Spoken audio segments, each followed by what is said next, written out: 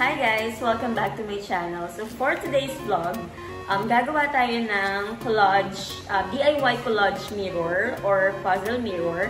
So ito yung itsura niya. And syempre nakita natin siya sa homebody. So since mura lang and mukha namang madaling gawin, I decided to do it. Since meron kasi na free up na space dito sa wall sa bandang kitchen namin. So, we'll try to do it. So, if you are interested to know kung madali ba talaga itong gawin and how much yung magagastos, please. Okay, so nandito tayo ngayon sa kitchen namin kasi nga, as I've mentioned, bagong pintura. So, since white yung color ng wall, ang ilalagay ko na color ng frame for the mirror is color black. So, ipapakita ko sa inyo kung saan ko siya balak ilagay. So, it's here. Diyan. Sa tapat siya ng dining table namin na color black din. Wait. Ayan. So, now that I've showed you kung saan ko balak ilagay, punta naman tayo sa mga materials na kailangan natin before we start. So, syempre, unang-una, is yung mirror. So, this is the mirror. It's a buy one, take one mirror. Yung size niya is 12 by 18. So, dalawang size yung meron. Pwedeng yung 12 by 36 yung medyo pahaba. Tapos, mayroon naman yung 12 by 18. And ito yon. So, yung price niya is $299 for 2 pieces.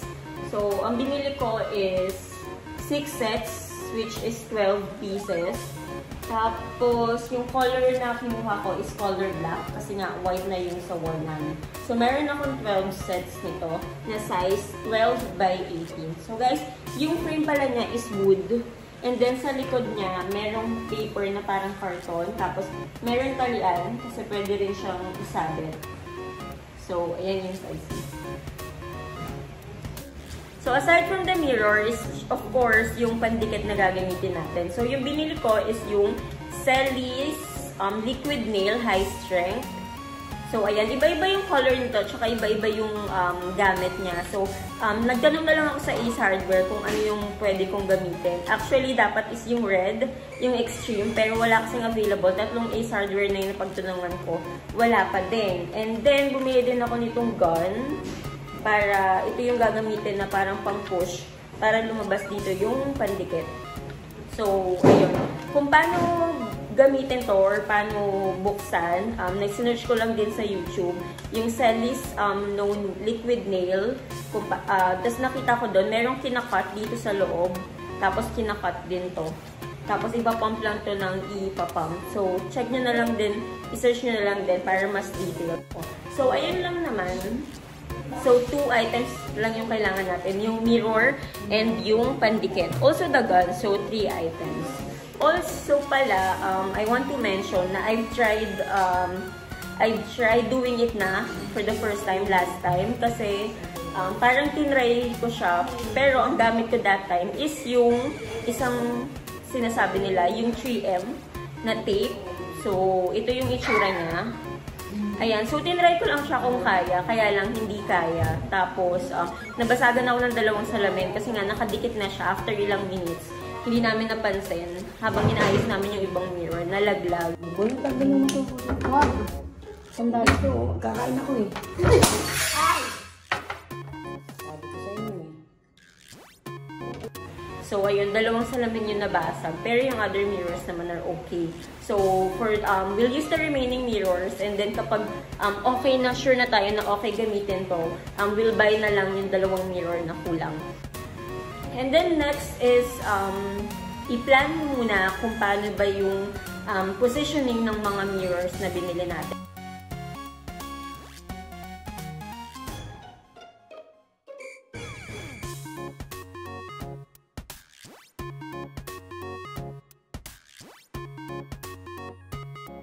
So, since I plan to do a 12 pieces frame collage, ito yung itsura na tinitingnan natin. So, ganyan siya. 4 na pa ganon, tapos 3 na pababa. So, we'll see first kung yun pa rin mag-stay ba tayo dito sa plan na to or baka magbago or baka bawasan. So, let's see. So, yep, I think we can already start. Let's go!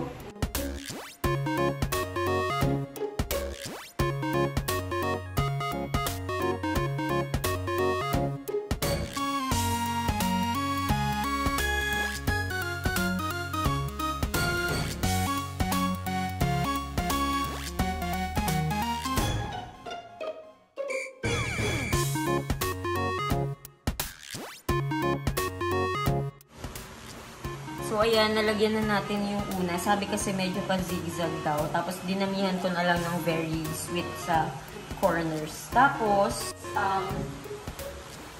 yung amoy niya is parang rugby na light version. Kasi may amoy siya, ay yung parang amoy siya ng bagong shoes. Yung sa ano niya. Oo, ganun yung amoy niya. Bagong shoes na dinikitan. Tapos, kailangan pala ng support sa ilalim. So, itong support na kailangan niya is at least 24 hours na nakasupport to. Parang 8 hours to 24 hours na kailangan ng support. Tapos, tatanggalin na lang siya after 24 hours. Then, mapupulit dikit siya after 7 days. Pero 2 to 3 days, okay na siya, good na siya. Pero yun nga, after 7 days, yun talagang fully dikit na siya. So, let us try to attach our first mirror. Ino-follow ko lang guys kasi yung meron na kaming plan, meron na kaming mga palatandaan dito kung saan namin siya ididikit. So, ito-follow ko na lang yung ginawa namin. Let's go!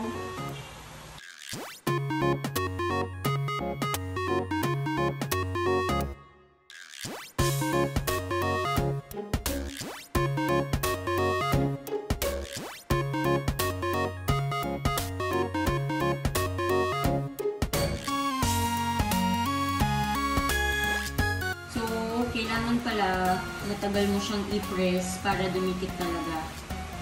So, siguro bibilangan mo na lang ng certain seconds bago mo siya pag nakita mo talagang dumikit na. Kasi pag saglit mo lang siya pinress, maya-maya aangat ulit siya kagaya na nangyari sa taas.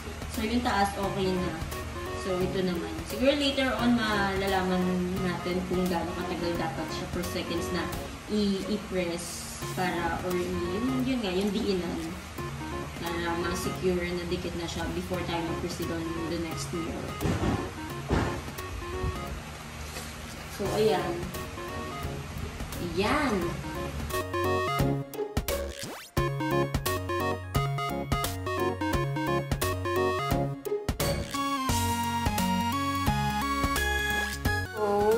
Itatry namin yung dot-dot lang na dikit. Unlike yung una na full siya. So, let's see kung mas okay ba to. Go, go, go, Master Jenny! Okay, so update. Sharan! Nakatapos na kami ng first line sa pinakababa. So, we're doing the second line. Let's go! So, yes, tapos na tayo sa first line. Nasa second line na tayo. I can smell success. Ooh, success! Okay, so third mirror on our second layer. Let's go.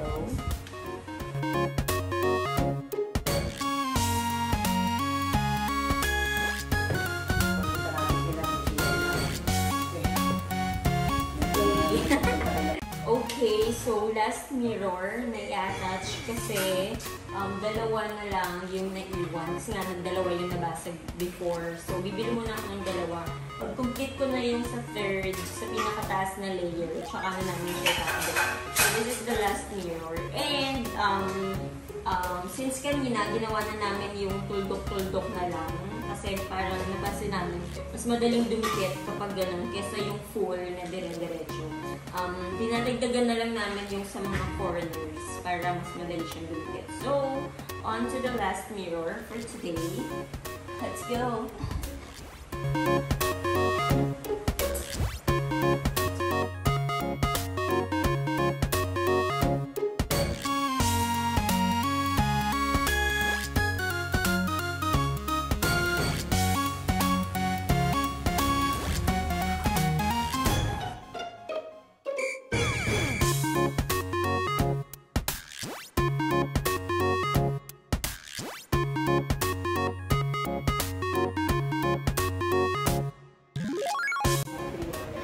guys! Welcome back. So this is the day 2. So continuation ng paglalagay ng mirror. So right now, 2 mirrors na lang yung kulang sa parehong corner sa pinakataas na layer. So what I did is umorder na lang ulit ako through SM Call to Deliver. So as you can see, ito yon. So previously, yung una kong mga 6 sets of mirror, in-order ko lang siya sa SM online kasi nung pumunta ako sa SM Mega Mall, walang available na black frame. So ang ginawa ko, nag-search ako sa marketplace sa Facebook, tapos nakita ko na ang daming nag-post. So same price naman siya. So una nagtataka ako, bakit same price? So nag-chat ako dun sa ilan, may isang nag-reply agad.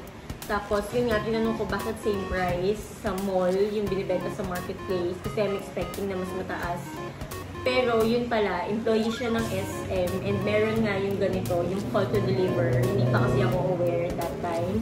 So, yun, after kami mag-usap, the next day, meron nag-chat sa akin sa Viber. So, in-endorse daw ako nung nakachat ko sa marketplace, dun sa mismong officer na in charge sa call to deliver ng SM Estancia dito sa may Pasig, sa may Kapitolyo. So, ayun, dun ako order last time, and then ako yung personal na nag-pick up. Pero this time, since 2 peraso lang naman yung kailangan ko, madali siyang ipalalamove. So what I did, kinolta ko lang ulit sa Viber, tapos nag-pay ako sa Gcash, and then binuko na lang sa lalamove. So ito na siya. Shan! So ayun, i-open natin.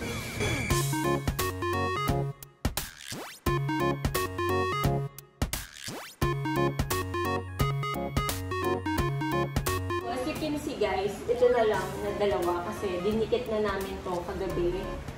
Kasi nga, natakot kami na baka matuyo ito. So, masayang at least ang paproblemahin na lang namin. If ever na matuyo siya, paproblemahin na lang namin itong 2. Pero okay naman siya. So, let's go!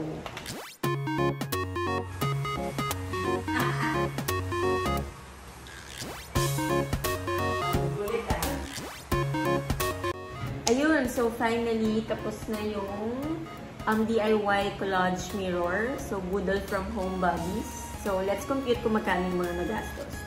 So, first is yung 6 sets ng mirror. So, 299 times 6 sets. So, that's 1,800. Plus yung 3M na tape. So, that's 229. So, sabihin natin 230. So, that's 1,030 pesos. Plus itong gun na 100 pesos. Then, itong nail, liquid nail adhesive na, kano to? 249.75. 250. Tapos, since nga bumili ulit ng isang set, in replacement na nabasag, so another 300. Plus yung delivery fee na 100. So, 2,930. So, yun, 2,930 yung nagastos na total na nagastos para sa mirror na to. So, more or less 3,000. I think not bad compared to bibili ka ng nakaset na tapos ipapa-install mo pa. So, ayun, okay naman siya and nakaka-enjoy and nakaka-challenge. So, ayun. So, that's the total. Next is, paano siya ikabit step by step. So, first is, I think you have to plan kung paano yung arrangement na gusto nyong gawin sa mirror. So, ilang mirror, ilang frames ba per column or per row, kung paano yung plotting na gusto nyong gawin. And then, kapag nakapag-decide na kayo, second is, i-line nyo na, lagyan nyo ng line or palatandaan or marks yung wall na paglalagyan nyo. Parang pangkalso, support niya hanggat hindi pa siya ganun kadikit. Kasi nga, kagaya sa amin, iniwan namin siya overnight. Tapos the next day na namin tinanggal yung pang support niya o yung pangkalso. Tapos third, if hindi newly painted yung wall na pagdidikitan nyo, kailangan nyo munang linisin ng mabuti para matanggal yung diba, para mas madali siyang dumikit. So, since sa amin, bagong paint siya, hindi na kami nagpunas ng wall. So, diniretso dikit na namin siya. So, ayun. So, we started with the first mirror sa pinakababa. Kasi, yun yung meron kami na pang-support, yung sa may pinakababa. So, we started from there sa first mirror and then, ayun, tuloy-tuloy na. Tapos, so that's the third one. And then, ayun, easy as 1, 2, 3 lang naman. Pero yung mga tips ko na lang din sa paggamit nito, kung paano namin siya ginamit, nung first is yung buong frame, yung buong gilid niya nilagyan ko. Pero napansin namin, mas matagal siyang dumikit kasi parang ang dami niyang laman. Tapos, ayun, yung sa mga sumunod, tinry namin na corners, tapos dot-dot na lang. Parang, yun, dot-dot na lang. So, ayun, nung simula na try namin yun, napansin namin, mas madali siyang kumapit, mas madali siyang dumikit. Kasi, parang yung mga spaces na walang pandikit, nafe-fill in niya. Parang ganun. So, mas madali siyang kumapit. Tapos, kung gaano katagal mo siyang i-hold or i-press sa wall, kami kasi hindi namin nabilangan hanggat hindi siya fully dumidikit. Talagang naka-stay lang kami doon. So, ganun. Tatansyahin nyo din. Depende rin sa pagdikit nung sa wall nyo. Well, kagaya sa amin, parang napansin ko, hindi yung buong pinagdikitan namin is ganun kakinis. Kahit as hindi siya ganun na as in flat na flat or pantay na pantay. So, may mga corners na ang hirap niyang pagdikitin. Tapos, pag pinress niyo yun dito, aangat naman din sa kasalungat na side niya. So, ayun, patience lang din na talagang iintayin mo siya. So, you need another hands aside from your own hands na tumulong para mas madali siyang dumikit. So, ayun. And also, I noticed na kahit maipantay-pantay mo, mayroon kang linya na pina-follow, hindi talaga 100% napapantay sila. I'm not sure kung dahil ba sa frame or sa wall, pero ayun nga, hindi siya as in pantay na pantay. Pero okay lang kasi kung hindi mo naman tititigan sa malapit, hindi naman siya ganun kahalata. Pag malayo naman siya at first glance, okay lang naman siya. Overall, for me, it's okay. Kahit hindi ganun nakapantay-pantay lahat. Ayan, let me show you.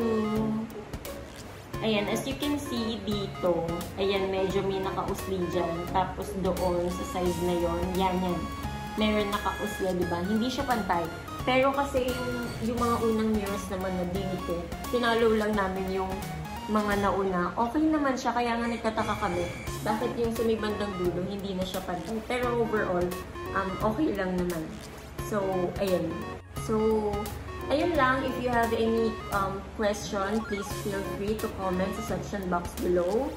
Tapos, ayun, I hope you enjoy and learn kung interested kayo kung paano nilagay. So, there, please don't forget to subscribe and click the notification bell button. So, yep.